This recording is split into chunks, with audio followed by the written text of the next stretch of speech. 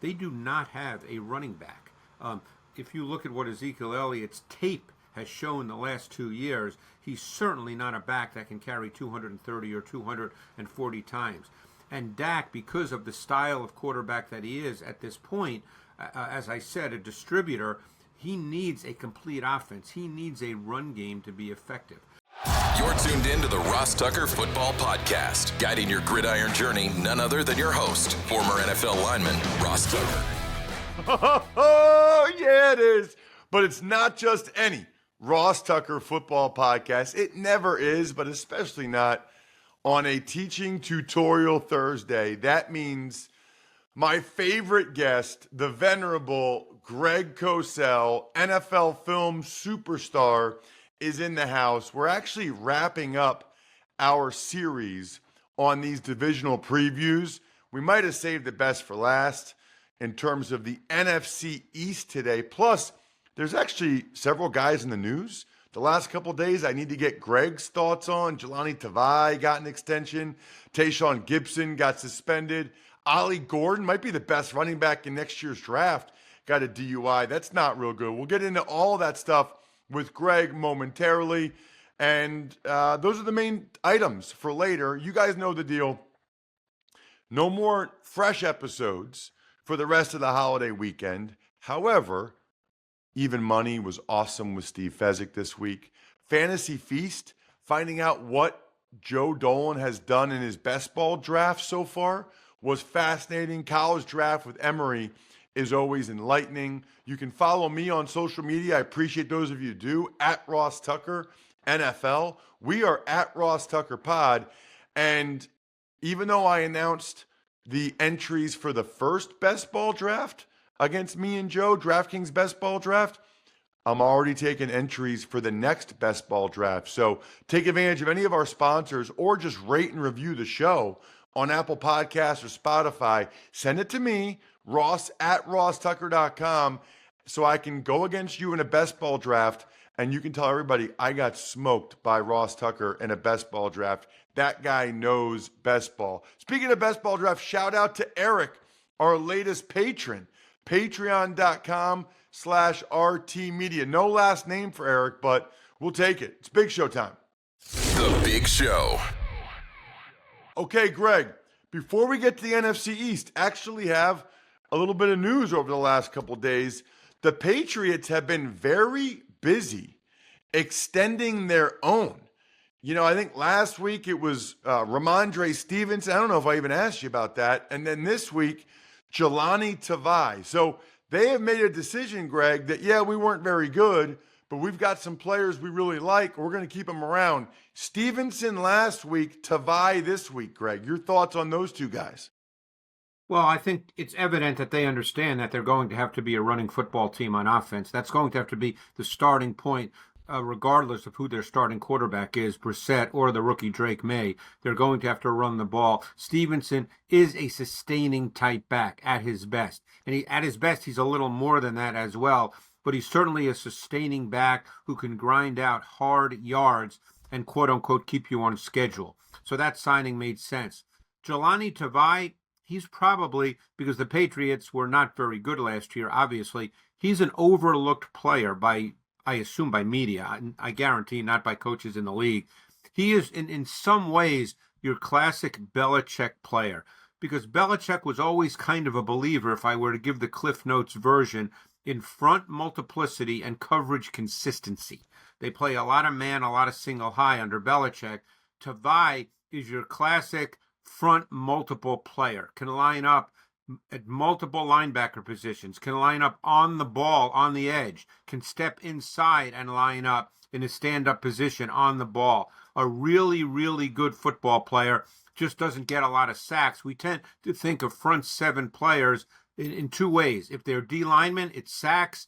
If they're linebackers, a ton of tackles. He probably doesn't fall into any category at the high level. Certainly not when it comes to sacks, but he's just a really solid football player, a building block kind of player. That's really interesting, Greg. I never heard anybody say that about Belichick that way. Front multiple coverage consistent. but that was my experience both going against him and playing for them. Yeah, that's what he's been. And Gerard Mayo, again, we don't know exactly what they'll do. New coach, but Mayo certainly has, the Belichick in his background. So I imagine you're not going to see dramatic changes, particularly in the first year.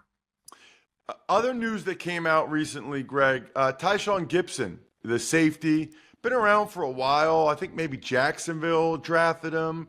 Last couple of years, he started a lot of games for the Niners, and actually, I thought he held it down pretty well for them, Greg. He's a free agent, and maybe now we know why. He was just suspended 6 games under the league's performance-enhancing drug policy. It feels like the type of guy that when that suspension's over, somebody will pick up and kind of get a shot in the arm at safety, especially if they've incurred an injury. But what is Gipson as a player? Well, he was very important to the Niners the last 2 years. And he played very well for them because they're not a high percentage man-to-man defense the last couple of years under 2 different coordinators. We don't know what they'll do this year with a new coordinator. But whenever they went cover 1, meaning there's a single high safety and they match up man-to-man across the board, he was the tight end matchup. So he was critical for what they did when they played man-to-man. And in fact, they're going to have to find a safety who can do that because obviously it's not going to be him. They didn't re-sign him anyway. But he was a really important piece to that 49er defense because they felt very comfortable with him matching up to tight ends man-to-man. Last guy I wanted to ask you about, I don't even know if you've watched him a lot or a little or how much, but his name is Ollie Gordon, and I thought he was arguably the best running back in college football last year. He's got another year of college. I'm assuming he's one of the top prospects. He just got a DUI recently, Greg, and we'll see if that affects him or what happens there. But, man, watching Oklahoma State, that guy, they could run the rock. Yeah, I've looked at about 90 guys already that are likely to be in next year's draft, including Ollie Gordon in detail. He was a high-volume runner, outstanding durability. I thought he was methodical, measured, controlled, had really good patience and vision. I didn't view him as a special runner with high-level traits. For instance, I thought Jonathan Brooks, who was a second-round pick this year to the Carolina Panthers and tore his ACL later in the season last year at Texas, I thought Brooks had better overall running traits than Gordon with a little more juice and shiftiness and overall explosion. But Gordon, I thought, was really patient, had really good vision. He allowed the blocks to develop. He was very good at reading the changing gaps. Because when you're a runner, you kind of have to be able to intuitively read how gaps change. Because as you know, Ross, playing offensive line, where the defense is before the snap of the ball is not how it plays out once the ball is snapped and handed off to a back. So he has to be able to read gap fluidity and defensive flow. And I thought Gordon was very good at that. Got it. Appreciate it. That's good to know because obviously I just kind of see the highlights or bits and pieces of games here and there. Let's go to Texas, Greg, where Ollie Gordon played a bunch of his games. And let's talk about the Dallas Cowboys. Man, I feel like the whole segment could be about the Dallas Cowboys. But as I like to do, just giving you a blank slate as we wrap up our divisional series here on Dallas. What are you most interested in them going into the season? I think a couple of things. Number one, I think you have to look at their left tackle position because they lost Tyron Smith. They drafted Tyler Guyton from Oklahoma with their first pick. He's only started 14 games in his college career, all at right tackle. I believe right now they plan on making him their left tackle. Now, he has the athletic and physical traits to do that, but he's never done it, and he's only a 14-game starter in college. So that's a big question on offense. If you move along, obviously defensively they're going to be different because Dan Quinn's gone and Mike Zimmer is there, and they're different coordinators. The Cowboys under Dan Quinn were among the league leaders in playing man-to-man coverage. That will not be Mike Zimmer's approach.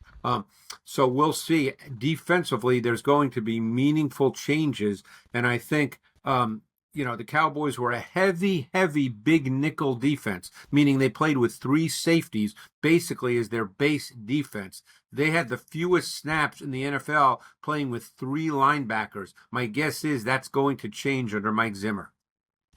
Ooh, that's interesting. Greg, I know I ask you about him all the time, and people ask about it all the time.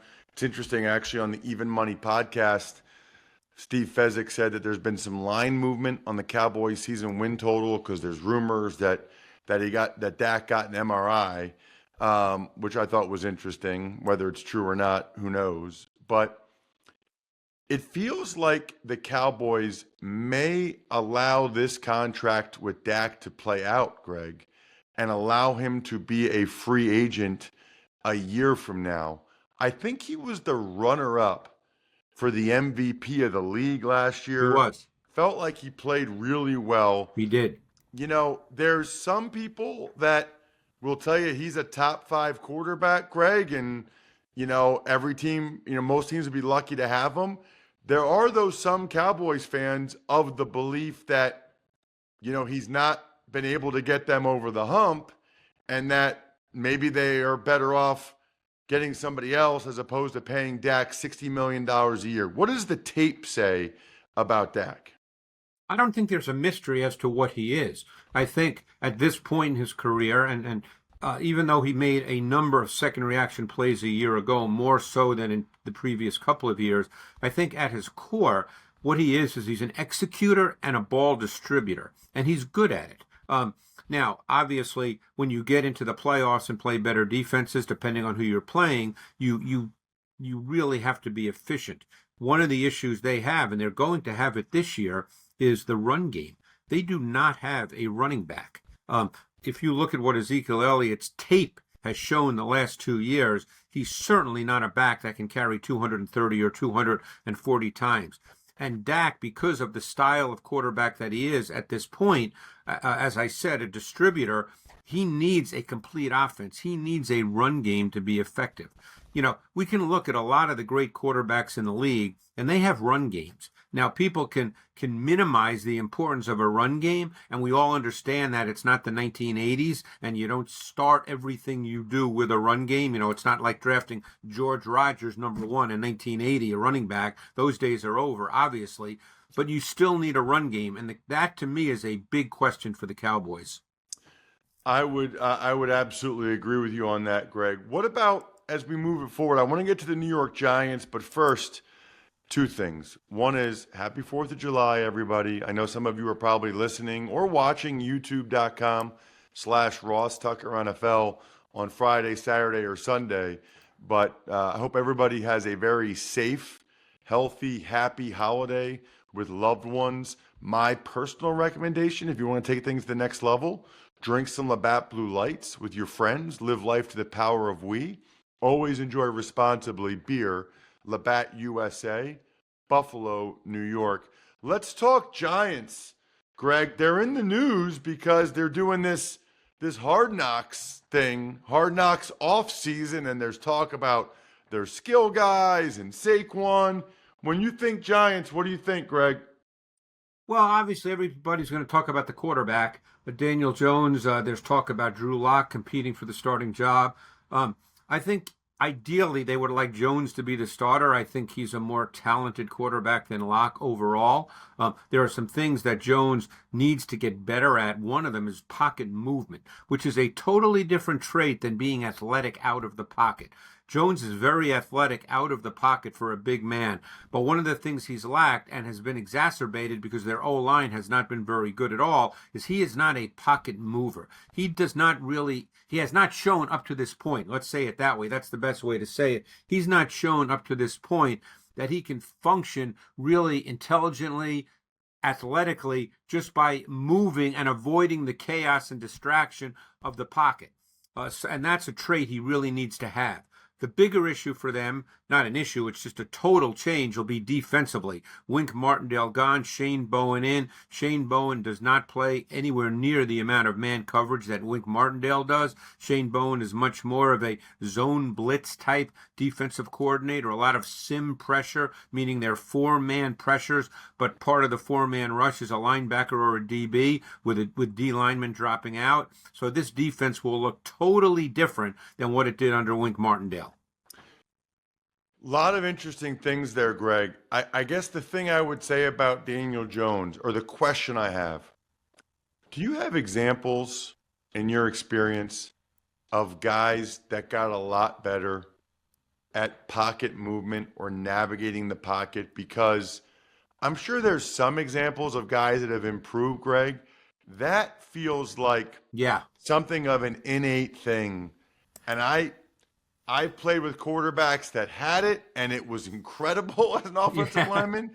And I've played with quarterbacks that didn't have it a lick.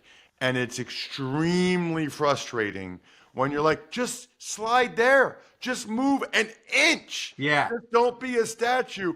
I can't think of many examples. You study it more than I do, Greg, of guys that really improved greatly in that area. I would tend to agree with you, Ross, 100%. I think it's somewhat of an innate trait, just like pocket toughness is an innate trait. You can't really teach a guy to stand and deliver in the pocket in the face of pressure. They either have that or they don't. So, yes, I think that it's unlikely that will dramatically change, and I think it's one reason, despite the fact that Jones actually has pretty good traits. I mean, look, people can say he shouldn't have been the 6th pick in the draft. That's easy to say now. But he's a big kid who throws it well, is athletic, but he just does not have that subtle, nuanced trait of pocket movement, which is so critical for him. Let's move on to a team that you and I both know well, living in the area. I'll be calling their preseason games in about a month. Hard to believe. It's the Philadelphia Eagles. Lots of changes here, Greg. New OC, new scheme, new DC, similar scheme. Your thoughts? Yeah, I mean, this whole division, quite frankly, has a ton of changes. It's really hard to make a prediction early in July about how this division will play out. I mean, obviously, a brand new scheme on offense. It's going to be so interesting to what they do, because one of the things the Eagles did not do a lot of, which has become so much more prevalent in the league, is the use of motion. And Kellen Moore, their new offensive coordinator, believes in it. The Eagles have not done much of it. And I think you're going to see more and more of it because, as I said, it's become prevalent in the league. It really helps shrink the defensive menu of teams. They can't get to a lot of their calls because of the motion element. So I think you're going to see a different looking offense. The main question for me is Saquon Barkley. Did they sign him to be a true volume back? In other words, do they feel, even with a quarterback like Hurts, who can be a significant part of a run game, obviously, do they feel the offense will run through Saquon Barkley? Are we going to look up at the end of the season, Ross, and see 290 carries for Saquon Barkley? Assuming health, which, by the way, is a big question. You know, it's interesting because it feels like the last 3 years, the offense has really run through Hurts. I mean, he's kind of been the foundation of the offense. Wouldn't you agree, Greg? Yeah, although if memory serves me correctly, and obviously the Super Bowl year, Hurts was in the running for MVP and had an outstanding season. No one's questioning that whatsoever. Hurts was truly outstanding. But that season, you know, Miles Sanders had 260 carries, give or take. I don't have the numbers in front of me, but I just remember that. And that's a lot of carries. And he averaged almost 5 yards a rush, as I recall. So, yes, Hurts was clearly the foundation. And by the way, his ability to run and how they incorporated the run game elements with the quarterback dictated a lot of how defenses had to align. And that's the critical piece of when your quarterback... That's my point, is that it was either Hurts running, Hurts throwing, or them acting like Hurts might run as he gives it to Miles Sanders, it felt like. I mean, there's great examples throughout the season because obviously, you know, I watched their tape really closely, where you could just see the defense had to align a certain way because of the Hurts factor in the run game, and that really allows many other things to happen that are defined for the quarterback. Because ultimately what you're trying to do with a quarterback, Ross, no matter what kind of offense you run, is make it so that he understands what he's getting from the defense before the ball is snapped. That's the ideal. Okay, last but not least, let's get to the Commanders. More change here, Greg. Head coach Dan Quinn, OC Kingsbury, DC Joe Witt, and they got Jaden Daniels at quarterback. Yeah, again, another team with brand new staff. you know how I feel about Jaden Daniels. I loved his tape at LSU. I think he'll be a very good NFL quarterback. Whether that means that that'll happen week one, no one can answer that. They've got an interesting group of running backs. They're all kind of grinder sustainers. It'll be interesting to see how Cliff Kingsbury uses that.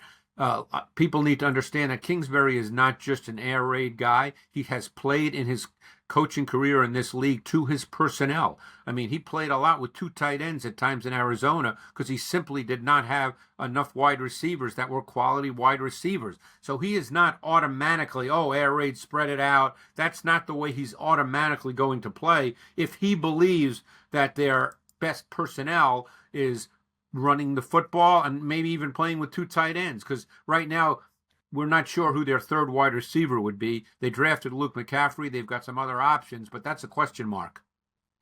It is. And what about them defensively? They do have a lot of guys back on defense. Yeah, and again, now I'm curious to see what Dan Quinn does. As I said, when he was in Dallas, they played a ton of big nickel with three safeties, and they do have the personnel to do that, by the way, on the Commander. So you could well see him play big nickel. He brought some people in from Dallas, obviously, Dorrance Armstrong, Dante Fowler. Cleveland Farrell is a really good signing, not a pass rusher, but just, we talked about Jahlani Tavai earlier earlier in this conversation. Cleveland Farrell, well, he's not a linebacker. He's another one of those guys that he's that kind of player. Just a really solid building block kind of player, an under the radar signing. But the corner position is the position that they'll have to really figure out because it's really hard to hide your corners in the NFL. Check him out on social media. He is the man at Greg Cosell. Thank you, Greg. Thanks, Ross. Tux Takes. All right, Ross, as you mentioned with Greg earlier, the Patriots, they signed linebacker Jahlani Tavai to a 3-year extension worth up to $21 million, base value of $15 million. So, two things I love about this. One is, Tavai got drafted by the Lions, and I think at some point got released, went to New England, and so everybody earns the money that they get in the NFL, but he really earned it the hard way, right? I mean, to get released, I think he got released. I have to check on that. But to get released and then end up getting a contract like this that's life-altering money for his family, you guys know I love that because he earned it the hard way. Plus, I really do like that the Patriots are identifying guys that they think are part of the solution and keeping them. I think that's a smart move by their head of personnel, Elliott Wolf. Next, we have free agent safety Tashaun Gipson. He was suspended 6 games for violating the NFL's performance-enhancing drug policy. Yeah, I mean, I'm always curious to see what happened here. He's been around for a long time. So for him to have an issue like this, I would think that it was intentional. I mean, he's played so long that that Gipson knows better than to take any type of supplement or any type of pill without checking with the league. I don't think he's ever been suspended again. So this is just pure speculation, but I guess in my mind, if you're testing positive this late in your career, it's probably intentional because you know the rules and it wouldn't be like, oops, I accidentally took a supplement or took this medicine without a therapeutic use exemption. And the NBA, they set their salary cap at $140 million for next year. They did. I should mention, by the way, Ollie Gordon. Greg and I talked about him a little bit earlier, but DUI. I mean, you think about that, man. He had 10 months, 9 months to just do the right things. And now, he'll have, no matter when he gets drafted now, he'll have to wonder, whether or not that affected it and how much it affected it. Just, especially nowadays, man, with Uber and everything, I don't get it. The NBA salary cap, it's so funny, Jack. I posted this a couple of days ago at Ross Tucker NFL. It's $115 million less than the NFL. And immediately, all these people replied, 40 less players. It's 40 less players, but it's 40 less. No kidding. Thank you.